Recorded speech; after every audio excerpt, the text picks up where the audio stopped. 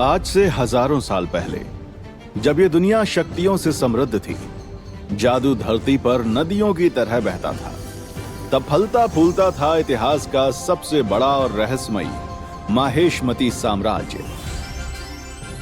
ये कोई साधारण राज्य नहीं था। यहां हवा में तंत्र मंत्र की शक्ति गूंजती रहती थी।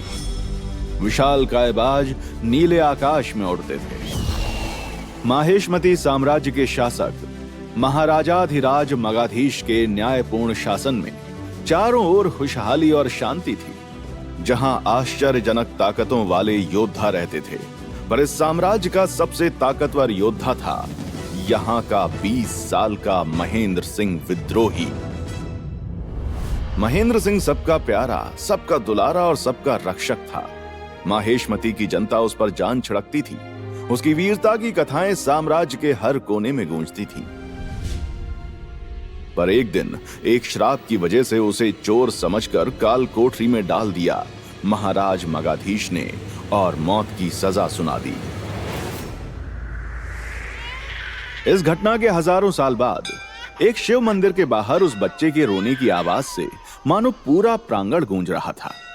रोज 4 बजे सुबह मंदिर आकर सेवा करने वाली शांति देवी ने जब ये आवाज सुनी तो मानो उनका कलेजा फट पड़ा। शादी के दूसरे ही साल एक बच्चे को गोद में लिए शांति देवी विधवा हो चुकी थी। इसलिए इस अनजान और बेसहारा नन्हे बच्चे के रोने का मतलब उन्हें अच्छे से पता था कि उसे भूख लगी है। भगवान को भूलकर वो बच्चे की तरफ दौड़ी। एक गजब की आभा थी उस चिथड़े में पड़े उस बच्चे के चेहरे पर, मानो उस रात आसमान से टूटकर ध्रुव तारा जमीन पर आ गया हो। बच्चे को देखते ही शांति की ममता किसी ज्वार भाटे वाले समुद्र की तरह उमड़ पड़ी। उसने तुरंत उस बच्चे को अपनी छाती से लगाकर दूध पिलाया। तभी शांति की नजर पड़ी उस कपड़े में लिपटे एक सुनहरे पन्ने पर। उस पन्ने की चमक तो मंदिर में विराजित राधा रानी के सोने के झुमकों जैसी थी। एक अजीब सी दैविकता थी उस पन्ने में। शांति ने जैसे उस पन्ने को उठाने की कोशिश की, अचानक से तेज हवाएं चलने लगी। आसमान के चांद की रोशनी मानो एक जगह एकत्रित होकर पन्ने पर पड़ने लगी और वो पन्ना देखते ही देखते हवा में उड़ने लगा और शांति के चेहरे के सामने आकर रुक गया।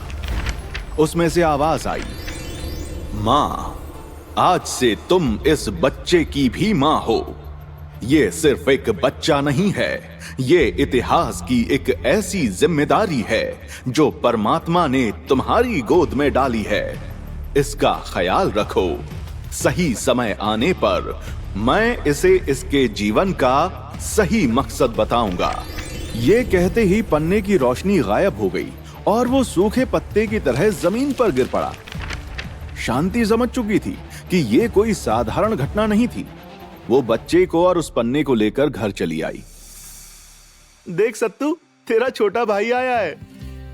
शांति ने जैसी अपने बड़े बेटे सत्यम उर्फ 3 साल के सत्तू को आवाज लगाई, वो किसी रेलगाड़ी की तरह भागता हुआ मां से आ लिपटा। इस नए बच्चे को देखकर उसकी आंखें ऐसे खिल उठी मानो कोई बिछड़ा यार मिल गया हो। देखते ही देखते दोनों बच्चे बड़े होने लगे और साथ में पूरे कप्तानगंज में बढ़ने लगी उनकी शरारतों की कहानियां। देख शांति, समझा दे अपने बेटे को, मेरी बंधी गाय खोल के भगा दी दोनों ने। एक पड़ोसी ने कंप्लेन की, जिस पे 8 साल का मुन्नू तपाक से बोला, गाय ही तो भगाइए, कौन सी आपकी लुगाई भगाइए जो इतनी टेंशन ले रहे हो अंकल। मुन्नू के मुंह से इन मधुर वचनों को सुनकर माँ के हाथों की कुटाई तो निश्चित थी। दोनों भाई तबीयत से कूटे गए। अब मानो ये तो रोज का प्रोग्राम हो चुका था, पर एक दिन मामला काफी सीरियस हो गया। मुन्नू और सत्तू मोहल्ले के बच्चों के साथ क्रिकेट खेल रहे थे। मुन्नू की बैटिंग की बारी थी और जीतने के लिए अंतिम गेंद पर 6 रन बनाने थे। मुन्नू हार मानने वालों में से तो था नहीं, पर आज इज्जत बचती हुई नजर नहीं आ रही थी मुन्नू को। इसलिए उसने मन ही मन प्रार्थना की, काश कि ये छक्का लग जाए। जैसे ही मुन्नू ने सोचा, उसके बल्ले से बिजलियां कौंधने लगी। सब डरने लगे और जैसे ही उस बल्ले ने आती हुई गेंद को छुआ, वो बॉल सनसनाते हुए किसी रॉकेट की तरह मानो अंतरिक्ष की तरह उड़ान भर चुकी थी और मुन्नू के हाथ में पड़े उस बैट की धज्जियां उड़ चुकी थी। सिर्फ हैंडल हाथ में रह गया था। ये नजारा गांव वालों ने सिर्फ फिल्मों में देखा था। इसे हकीकत में देखकर मानो सब हिल गए। ये जादू हुआ कैसे? लोग तरह तरह की बातें करने लगे। इतनी ताकत कहां से आ गई इस बच्चे में? अरे मुझे तो लगता है ये कोई काला जादू का खेल है। अरे भाई, मुझे तो पहले से ही शक था। इसकी माँ इसे किसी तांत्रिक से लेकर आई है। नन्ही उम्र में ये ताने सुनकर मुन्नू सहम गया, पर ये देखकर सत्तू कहाँ चुप रहने वाला था। अबे चमन चिंदी चोरों, भूत की औलादों, अगर किसी ने मुन्नू को कुछ कहा तो खोपड़ी की खटिया में खटमल छोड़ देंगे, छाती पर बैठ के गर्दन मरोड़ देंगे, माँ कसम दोनों आंखों की ट्यूबलाइट फोड़ देंगे। सत्तू ने धमकी तो दे दी, पर बात ज्यादा दिन तक दबने वाली नहीं थी। कुछ दिन बीत गए। लोगों के दिमाग से बात लगभग निकल ही गई थी कि होली पर एक और कांड हो गया। जब मोहल्ले के कुछ बड़े लड़कों ने अपनी धाक दिखाते हुए मुन्नू और सत्तू को नाले में फेंकने की कोशिश की, तो अचानक से मुन्नू में गजब की ताकत आ गई और उसने खुद से 3 फीट बड़े लड़के को ऐसे पटका कि उसकी 14 हड्डियां टूट गईं। मुन्नू खुद हैरान था कि अचानक से उसके पास इतनी शक्तियां कहां से आ जाती हैं। पर इस घटना के बाद धीरे धीरे पूरा मोहल्ला मुन्नू और उसके परिवार पर काला जादू के इल्जाम लगाने लगा, जिससे उसका जीना मुश्किल हो गया और शांति को अपने बेटों को लेकर शहर बदलना पड़ा। मुन्नू ने उस घटना के बारे में कई बार मां से पूछा, लेकिन मां ने हर बार बहाने से बात टाल दी, क्योंकि पन्ने ने उनको कहा था कि समय आने पर वो खुद मुन्नू को सब कुछ बताएगा। इस जानकारी से अनजान मुन्नू इस जिंदगी और दुनिया को अपना सच मान बैठा था। जैसे जैसे मुन्नू बड़ा हुआ और 18 साल की उम्र में उसने कॉलेज की सबसे खूबसूरत लड़की रिया को देखा, वैसे ही भावनाओं और इच्छाओं ने मुन्नू के दिलों दिमाग पर ऐसे आक्रमण कर दिया जैसे कोई दुश्मन देश रात के अंधेरे में पूरे दल बल के साथ कब्जा करने के लिए आक्रमण करता है। वैसे तो मुन्नू एक सख्त लौंडा है, पर इस अचानक हुए आक्रमण में वो अपनी बॉडी का एक बहुत ही इंपॉर्टेंट हिस्सा, अपना दिल गंवा बैठा और रिया के प्यार में आत्मसमर्पण कर दिया। गरीब मुन्नू के पास रिया को घुमाने के लिए ना तो कोई लग्जरी गाड़ी थी और ना ही डेट पर ले जाने के लिए पैसे। पर मुन्नू तो ठहरा मुन्नू, उसे पता नहीं था, पर आत्मा से तो वो एक महान योद्धा था। परिस्थितियों से बिना लड़े हार कैसे मान लेता। एक दिन उसने तय किया कि वो रिया को अपने दिल की बात बताएगा। उसे यकीन था कि रिया ऐसी लड़की है जो पॉकेट में पैसे से ज्यादा उसके प्यार को देखेगी और उसे स्वीकार कर लेगी। पर समय ने तो मुन्नू के लिए कुछ और ही तय कर रखा था और अब वो समय आ चुका था जब मुन्नू को उसका असली मकसद मिलने वाला था, क्योंकि दुनिया में बड़े बड़े कांड दिल टूटने से ही शुरू होते हैं और खोपड़ी टूटने पर खत्म। मुन्नू ने अपने परम मित्र और भाई सत्तू से राय ली। प्यार के मामले में बेचारा सत्तू भी 0 बटा सन्नाटा ही है, पर राय देने में तो चाणक्य बनने में देर नहीं लगती। सत्तू की सस्ती राय लेकर मुन्नू उस दिन एक हाथ में अपना दिल, दूसरे हाथ में 10 रुपए का गुलाब का एक फूल लिए कांपती टांगों के साथ रिया के पास जाकर खड़ा हो गया। रिया अपनी सहेलियों के साथ बातें कर रही थी। अचानक से सब चुप हो गए और घात लगाए बिल्लियों की तरह उसे घूरने लगे।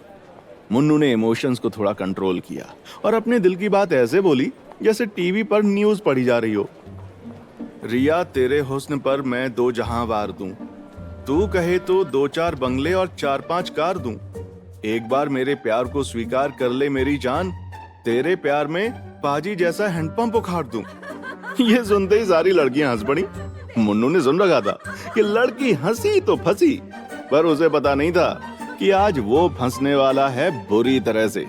रिया ने तुरंत अपने हंसी के पीछे की घृणा दिखाते हुए मुन्नू से कहा, तुम जैसे फटीचर भिखारी की गर्लफ्रेंड बनूंगी मैं? हाँ, रिया मल्होत्रा नाम है मेरा, तुमने सोच भी कैसे लिया ये? रिया की बात सुनकर मुन्नू का चेहरा ऐसे उतर गया जैसे बारिश आने पर सूखते कपड़े उतार लिए जाते हैं। बाकी लड़कियों की कटाक्ष वाली हंसी मानो उसकी आत्मा में सुइयां चुभ हो रही थी। रिया ने इंसल्ट जारी रखी, सुनो, तेरी औकात नहीं है साइकिल खरीदने की और तू मेरे लिए 2-4 बंगले और 4-5 कार खरीदेगा? भिखारी कहीं का। मुन्नू शॉक था, उसकी ऐसी बेइज्जती आज तक नहीं हुई थी। तू जानता भी है मेरा बॉयफ्रेंड कौन है? इस शहर के सबसे बड़े बिजनेसमैन सिंघानिया का बेटा, कुणाल सिंघानिया। अगर उसे पता चला ना कि तूने ऐसी वैसी हरकत की है तो वो तुझे जान से मार देगा। तुझे देखकर ऐसा लगता है कि तेरे पास तो कफन तक के पैसे नहीं होंगे। कोई नहीं, भेज देना किसी को मेरे पास। तेरा प्यार होने के नाते मैं तेरे फ्यूनरल में तो हेल्प कर ही सकती हूँ। ये सुनते ही मुन्नू के दिलो दिमाग में मानो परमाणु विस्फोट हो गया हो, जिसकी वजह से उसके सपनों का महल मलबे में तब्दील होकर आंखों से बहने को तैयार है। पर मुन्नू इतना कमजोर नहीं है। वो अपने कंधे पर अपनी इज्जत की लाश को ढोता हुआ रिया को बिना कुछ कहे वहां से चला आया। अबे, गलती तेरी थी। मेरी दी हुई कविता को सही रोमांटिक अंदाज में बोला होता ना तो वो कभी मना नहीं करती। अपने कमरे में बैठे सत्तू ने सांत्वना देते हुए मुन्नू से कहा। उस समय मुन्नू को लगा कि अगर बाय चांस सत्तू उसका भाई नहीं होता तो वो उसकी खोपड़ी तोड़ देता। मुन्नू के अंदर मानो तूफान सा आया हुआ था। अबे यार सत्तू, आज तक हमारी बहुत बेइज्जती हुई है, पर इतनी बड़ी बेइज्जती बर्दाश्त नहीं हो रही बे।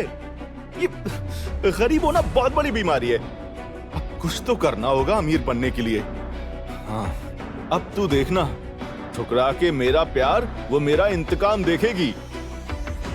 मुन्नू अपनी फ्यूचर प्लानिंग सत्तू से शेयर कर ही रहा था कि अचानक दरवाजे पर नॉक हुआ। मुन्नू ने जाकर दरवाजा खोला तो देखा कि रिया का बॉयफ्रेंड कृणाल दरवाजे पर खड़ा हुआ है। मुन्नू कौन है यहाँ? कृणाल ने पूछा। मुन्नू उसे पहचानता नहीं था, इसलिए उसने भी तैश में जवाब दिया। अबे मैं हूं बे, क्या काम है? इससे पहले मुन्नू कुछ बोलता, उसने देखा 3-4 गुंडे अपने हाथ में हथियार लिए दरवाजे के अंदर धड़ल्ले से घुसे और मुन्नू को पकड़ लिया। मां शांति ने जब ये देखा तो वो भाग कर आई। क्या बात है, क्या चाहिए आप लोगों को? छोड़ो मेरे बेटे को। शांति ने सख्त लहजे में पूछा। तेरे मुन्नू की जान। कृणाल की ये बात सुनकर सब हक्के बक्के रह गए। कृणाल ने अपनी कमर से गन निकाली और मुन्नू पर तान दी। तो तेरी हिम्मत हुई मेरी गर्लफ्रेंड को प्रपोज करने की? हाँ, ये देखकर मां गिड़गिड़ाने लगी। नहीं, छोड़ दो मेरे बेटे को। इसने जो भी गलती की है मैं माफी मांगती हूँ। आज से ऐसी गलती नहीं होगी। मां को गिड़गिड़ाता देखकर मुन्नू अपने आप को अंदर से धिक्कारने लगा, क्योंकि वो कुछ नहीं कर पा रहा था। गलती तो तब होगी ना जब ये जिंदा बचेगा। इसे तो आज सबक सिखाना ही पड़ेगा, ताकि बाकियों को भी मैसेज जाए कि कृणाल सिंघानिया की गर्लफ्रेंड को प्रपोज करने का अंजाम क्या होता है। ले चलो उसे। कृणाल ने इशारा किया और उसके गुंडे मुन्नू के दोनों हाथों को पकड़ के वहां से घसीट कर ले जाने लगे। तभी मां झपटी और कृणाल के हाथों से गन छीनने की कोशिश करने लगी। सत्तू ने भी दूसरी तरफ से आकर कृणाल पर हमला कर दिया, जिससे कृणाल हड़बड़ा गया और उससे गन फायर हो गई और गोली सीधी मां के पेट में जाकर लगी। मां की ऐसी हालत देखकर सब सन्न रह गए। मां! मुन्नू की जोरदार चीख कान फाड़ देने वाली थी। कृणाल और उसके गुंडों ने भी ये नहीं सोचा था कि ऐसा कुछ होगा। इस शौक में मुन्नू गुंडों के हाथ से छूट गया और मुन्नू भागकर मां के पास पहुंचा। मां, तू ठीक तो है मां? मां को घायल देखकर मुन्नू के अंदर गुस्से की आग जलने लगी और देखते ही देखते उसे लगा जैसे उसके अंदर चिंगारियां सी कौंध रही हैं। उसे अपने अंदर ऊर्जा की ताकत महसूस होने लगी और उसने कृणाल के मुंह पर एक मुक्का जड़ दिया। देखते ही देखते कृणाल जमीन से 10 फीट ऊपर उड़ते हुए सीधा छत से जाकर टकराया, जिससे छत में दरार पड़ गई। मुन्नू अपने अंदर इस असीम ताकत को देखकर खुद हैरान था। ये सब देखकर कृणाल के गुंडों ने मुन्नू और सत्तू पर हड़बड़ा कर गोली चला दी। मुन्नू गोली को सत्तू तक पहुंचता हुआ देख रहा था। वो सत्तू को बचाने के लिए कूदा, पर उसे पता था वो सत्तू तक नहीं पहुंच सकता। सत्तू नहीं! मुन्नू अपनी कोशिश में हारने ही वाला था कि उसे लगा जैसे उसके आसपास सब कुछ रुक गया है। तभी पूरा कमरा मानो एक दैविक रोशनी से जगमगा गया। मुन्नू हैरान था। उसने देखा कि मां के संदूक में से सूरज सा जगमगाता हुआ एक सुनहरा पन्ना हवा में उड़ते हुए उसकी तरफ आ रहा है। मुन्नू, अब समय आ चुका है। पन्ने से आ रही आवाज सुनकर मुन्नू हैरान हो गया। कौन हो तुम और ये सब क्या हो रहा है? मैं परम वेद का पहला पृष्ठ हूं और तुम्हें तुम्हारे असली मकसद तक ले जाने के लिए आया हूं, जिसके लिए तुम्हारा पुनर्जन्म हुआ है। पन्ने की आवाज सुनकर मुन्नू भौचक्का रह गया। अबे क्या पुनर्जन्म? मेरी माँ और भाई खतरे में हैं। मुझे कहीं नहीं जाना, पहले इनको बचाना है। इन्हें बचाने के लिए तुम्हें खुद पर लगा श्राप मिटाना होगा। तुम्हें माहेशमती जाना होगा। पन्ने की सख्त आवाज सुनकर मुन्नू ने पूछा, मैं उन्हें बचाने के लिए कहीं भी जाने के लिए तैयार हूँ। बोलो कौन सी जगह है माहेशमती? माहेशमती कोई जगह नहीं, ये पूरा संसार है। पर समय में 5432 साल पहले। 5432 साल पहले? ये सुनकर मुन्नू के होश उड़ गए। ये कैसा श्राप है मुन्नू की किस्मत पर जो हजारों साल तक उसे परेशान कर रहा है? क्या मुन्नू अपनी किस्मत के श्राप को खत्म करके अपनी मां और भाई को बचा पाएगा? क्या मुन्नू माहेशमती वापस जाकर महेंद्र के साथ हुए अन्याय का पता लगा पाएगा? इन सभी सवालों के जवाब जानने के लिए सुनिए रोमांच और तिलिस्म से भरी माहेशमती के वीर मुन्नू की होश उड़ा देने वाली कहानी, माहेशमती की महागाथा।